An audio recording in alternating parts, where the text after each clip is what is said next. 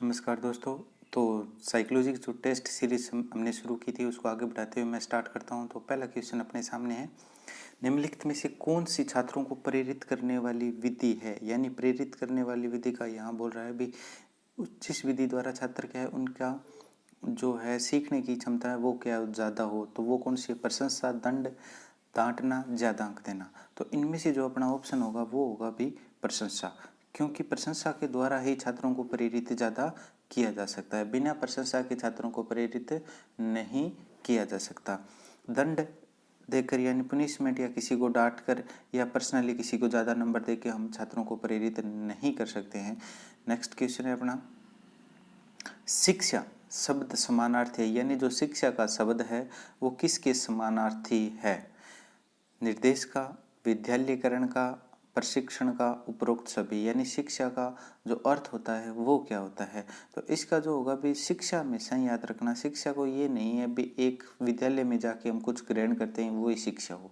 पर यहाँ पे अगर बालक की बात करें तो बालक विद्यालय में जितना कुछ भी जहाँ भी सीखता है वो क्या होता है, शिक्षा ही होती है। यानी जो ही वो परीक्षण करे या चाहे विद्यालयीकरण करे या किसी का निर्देश माने, तो अपना ऑप्शन क्या होगा, डी।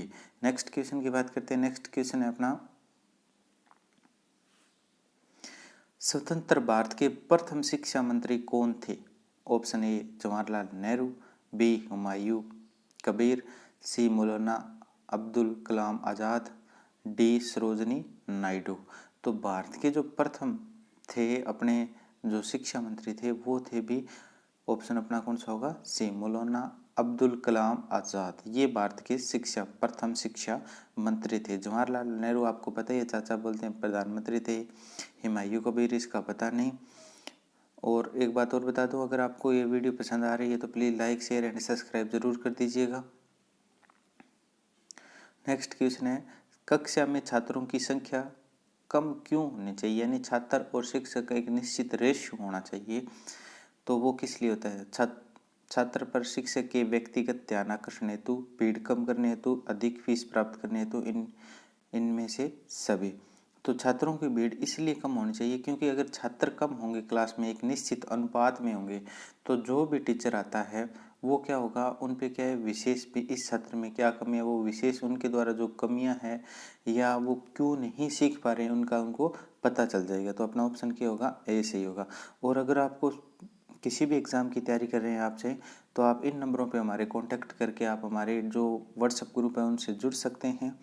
और उन वहाँ पे आपको फ्री में टोटल पीडीएफ डेली, जैसे मॉर्निंग न्यूज़ और जो भी जानकारी होती है, जैसे कोई एम्प्लॉयमेंट की हो गई या कोई भी वैकेंसी हो गई, जो भी पीडीएफ होती है वो फ्री में प्रोवाइड करवाई जाती है। तो नेक्स्ट क्वेश्चन की बात करते हैं। नेक्स्ट क्वेश्चन है अपना, प्रतिभाशाली बालक की क्या विशेषता है। अध्ययन में रुचि, सेवा भाव, मानसिक प्रक्रिया की तीव्रता, पर्यटन में रुचि। यानी जो प्रतिभाशाली बालक होते हैं उनकी विशेषता पूछ रहा है, तो वो क्या होते हैं, हमेशा कुछ ना कुछ क्या है नया करने की सोचते हैं। और नया करना हमारे पता है हमारे माइंड में आता है, यानी जो मानसिक प्रक्रिया होती है, उनके सोचने समझने की जो क्षमता होती है वो क्या होती है, तीव्र होती है। नेक्स्ट क्वेश्चन है अपना, भारत के संविधान की किस धारा के अंतर्गत प्राथमिक शिक्षा को निःशुल्क एवं अनिवार्य बनाने का प्रावधान है। धारा 33, धारा 24, धारा 45, धारा 13।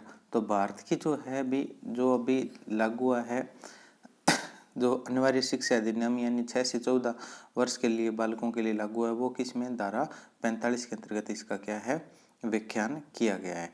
नेक्स्ट क्वेश्चन है अपना, निम्नलिखित में से कौन सा प्रत्यय पर्यावरण से प्रभावित होता है।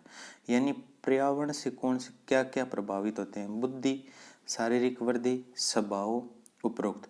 कहीं ना कहीं तो भी सभी जो हैं तत्व वो क्या हैं, पर्यावरण से प्रभावित होते हैं। अगर यहाँ ये पूछ ले सबसे ज़्यादा क्या प्रभावित होता है, सबसे ज़्यादा की पूछ ले तो सबसे ज़्यादा होता है वो स्वभाव क्या होता है, प्रेरित होता है। अगर पूछ ले तो बुद्धि भी 90%, तो जन्मजात यानी जो होती है उसको 10% क्या पर्यावरण से इफेक्टिव होती है। शारीरिक वृद्धि आपको पता है जैसे जिस पर्यावरण में रहेगा, तो अपना ऑप्शन क्या होगा, डी। नेक्स्ट क्वेश्चन की बात करते हैं। नेक्स्ट क्वेश्चन है अपना, निम्नलिखित में से किस कारण से बालक में कुंठा जन्म लेती है। यानी पहले तो ये पता होना चाहिए कुंठा क्या होती है? कुंठा होती है भी जो कोई कार्य करना चाहता है और उससे हो नहीं रहा, वो क्या होती है? कुंठा होती है।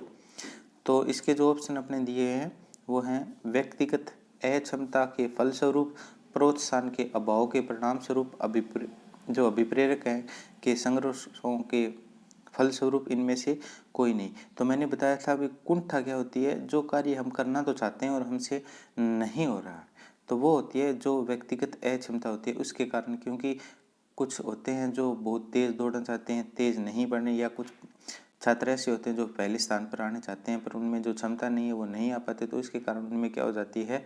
कुंठा जन्म ले लेती है। नेक्स्ट क्वेश्चन है अपना, निम्न में से कौन सा एक राष्ट्रीय एकता में बाधक तत्व नहीं है? यानी राष्ट्रीय एकता जिसमें जैसे हिंदू मुसलमान सभी जो भी हो वो उनमें बाधक तत्व नहीं है। तो भाषावाद, प्रकृतिवाद, जातिवाद, संप्रदायवाद। तो ये आपको पता ही है, वर्तमान में ये चल ही रहा है अपने भी। भाषावाद भी क्या होते हैं? बाधक होता है, हमें पता है भी। कोई हिंदी बोलता है, कोई पंजाबी बोलता है, तो एक दूसरे में थोड़ा सा गुस्सा हो जाते हैं। प्रकृतिवाद और जातिवाद आपको पता ही है। तो सबसे प्रकृतिवाद है, यानी चाहे हम कहीं पे भी रहें, प्रकृति ये नहीं करेगी भी ये समाज विरोधी कोई भी मतलब पैदा, ऐसा कोई भी कारण या कोई भी तत्व या एलिमेंट ऐसा उत्पन्न नहीं करेगी जिसके कारण क्या हो? वो बाधा हो। किस परीक्षण में विश्वसनीयता सबसे अधिक होती है? अब परीक्षण की बात कर रहे हैं। परीक्षण किसे कहते हैं? परीक्षण कहते हैं, परीक्षण वह होता है जिससे हमें कुछ परिणाम प्राप्त किए जाते हैं, यानी वह विधि जिससे कुछ न कुछ हमारे पास परिणाम हो। अब ये प्रश्न है भी जो प्रश्नावली, यानी कह सकते हैं एक छात्र के ऊपर, यानी कक्ष में जो परीक्षण हो रहे हैं वो कौन से परीक्षण है जिसमें विश्वसनीयता अधिक हो? निबंधात्मक, संक्षिप्त परीक्षण, वस्तुनिष्ठ परीक्षण, इनमें से कोई नहीं। तो सबसे ज़्यादा होगी वो वस्तुनिष्ठ में। क्यों होगी? देखिए, अब एक बालक है, अगर उसका हम निबंधात्मक लेते हैं तो निबंधात्मक जैसे कोई धार्मिक पे आ गया, तो अगर वो हिंदू विरोधी है तो वो उसको काट देगा, अगर वो मुसलमान विरोधी है तो वो उसको काट देगा। जैसे जैसे हम ये पूछ लीजिए सॉरी, जैसे एक लेख आ गया, गुरु नानक का लेख आ गया, तो जो कोई भी गुरु नानक का विरोधी है, निबंधात्मक है, वो उसको काट सकता है, वो अपनी मर्जी से नंबर दे सकता है। अब देखिए वस्तुनिष्ठ होगी, अगर आपने ए लिख दिया, अगर आपको आ रहा है जैसे 4 option A B C D, तो कोई भी दिखे ए, मैं भी देखूंगा तो भी ए, तो और कोई आके देखा तो भी हो, तो इसमें क्या होती है? विश्वसनीयता सबसे ज़्यादा होती है। नेक्स्ट क्वेश्चन है अपना, परिवार शिक्षा का किस प्रकार का साधन है? जो परिवार होते हैं वो शिक्षा का किस प्रकार का साधन है? तो बात करें तो औपचारिक, अनौपचारिक साधन, औपचारिक साधन, इनमें से कोई नहीं। पहले तो ये पता होना चाहिए अपना भी जो शिक्षा होती है वो 2 प्रकार की होती है, एक होती है औपचारिक, एक होती है अनौपचारिक। अनौपचारिक याद रखना, औपचारिक वो होती है जिसमें क्या हो? एक निश्चित तो क्या हो? समय, एक निश्चित समय हो, एक निश्चित स्थान हो, ये हमेशा ही क्या होती है? औपचारिक। अनौपचारिक होती है जो कहीं पे भी हो, किसी भी प्रकार की हो, वो क्या होती है? अनौपचारिक। तो परिवार होता है वो परिवार कौन सी होगी? हमेशा याद रखना अनौपचारिक साधन। तो नेक्स्ट क्वेश्चन की बात करते हैं अपने। नेक्स्ट क्वेश्चन है अपना, विद्यालय का कार्य होता है संस्कृति का संरक्षण, संस्कृति का परिष्करण, संस्कृति के नए प्रतिरूपों का निर्माण, इनमें से सभी।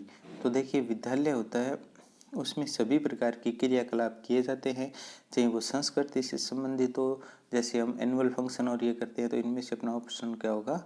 डी, यानी सभी। नेक्स्ट क्वेश्चन है अपना, किसी वर्ग का मान जिसकी जिसकी आवृत्ति सबसे अधिक होती है उसे क्या कहते हैं? मध्यमान, बहुलक, माध्य, माध्यांक। तो सबसे ज़्यादा आवृत्ति होगी वो हमेशा याद रखना, वो क्या हो गया? बहुलक होगा। और बीच का मान होगा वो क्या होगा? माध्य, यानी। और माध्यांक होगा अगर बार बार आवृत्तियों के जो मध्यमान होते हैं वो माध्यांक होता है। नेक्स्ट क्वेश्चन है अपना, निरौपचारिक शिक्षा का साधन नहीं है, नहीं है ये देखना, न कि है। सिनेमाघर, कक्षा शिक्षण, टीवी, परिवार। तो देखिए मैंने पहले भी बताया था, जो शिक्षक निरौपचारिक यानी ये कह रहा है, यानी औपचारिक और निरौपचारिक होता है और अनौपचारिक, दो प्रकार के ये चाहिए, निरौपचारिक हो चाहे अनौपचारिक हो एक ही बात होती है।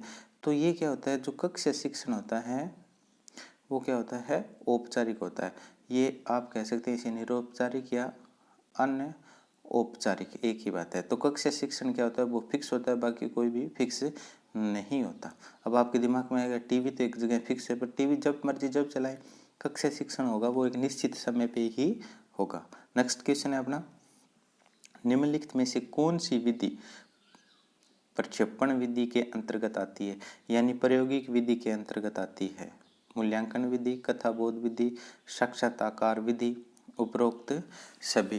प्रक्षेपण यानी जो प्रायोगिक विधि है उसकी बात कर रहा है। तो ये क्या होगी जी, जो विधियां दी हुई है उनमें सभी से हम क्या है, छात्रों के ऊपर उनके जो मूल्यांकन है वो कर सकते हैं। तो अपना ऑप्शन क्या होगा, डी। नेक्स्ट क्वेश्चन की बात करते हैं। नेक्स्ट क्वेश्चन है अपना, नारी शिक्षा के क्षेत्र में क्या समस्या है। सहशिक्षा की समस्या, स्त्री शिक्षा में अपव्यय, शिक्षिकाओं की समस्या, उपरोक्त सभी।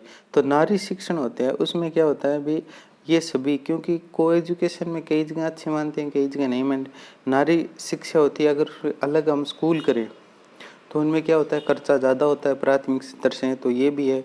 शिक्षिकाओं की समस्या, क्योंकि जो महिलाओं के कॉलेज होते हैं यानी बालिकाओं के कॉलेज होते हैं उनमें महिला शिक्षा ही या महिलाएं जो शिक्षक होती है तो उनकी भी कमियां होती हैं। तो अपना ऑप्शन क्या होगा, डी। यानी सभी जो ये समस्याएं हैं वो नारी शिक्षा को पीछे लेके जा रही है। पर वर्तमान में अभी जो है इस पे बहुत ज़्यादा विचार किए जा रहे हैं। नेक्स्ट क्वेश्चन है अपना, सर्वप्रथम खुला विश्वविद्यालय की स्थापना कब की गई। अब पहले आपको ये पता होना चाहिए भी खुला विश्वविद्यालय क्या होता है। खुला विश्वविद्यालय होता है ओपन यूनिवर्सिटी, जैसे भारत में इग्नू, वर्धमान यानी कोटा महावीर जो विश्वविद्यालय है वो हो गया। ये क्या है, ओपन यूनिवर्सिटी। ओपन यूनिवर्सिटी का अर्थ होता है आप कहीं पे भी पढ़ सकते हो, एग्ज़ाम देने होते हैं आपको। तो ये कहाँ से शुरुआत हुई थी, ये हुई थी भी 1970 में इंग्लैंड से।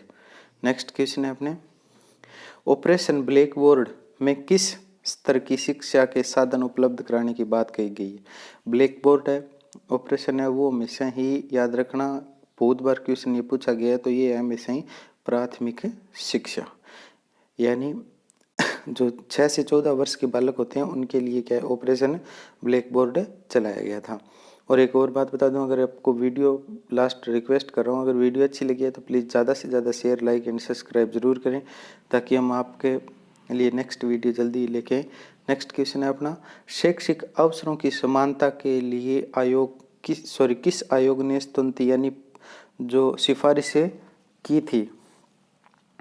माध्यमिक शिक्षा आयोग 1962, भारतीय शिक्षा आयोग 1964, यशपाल समिति 1992, नई शिक्षा नीति 1986।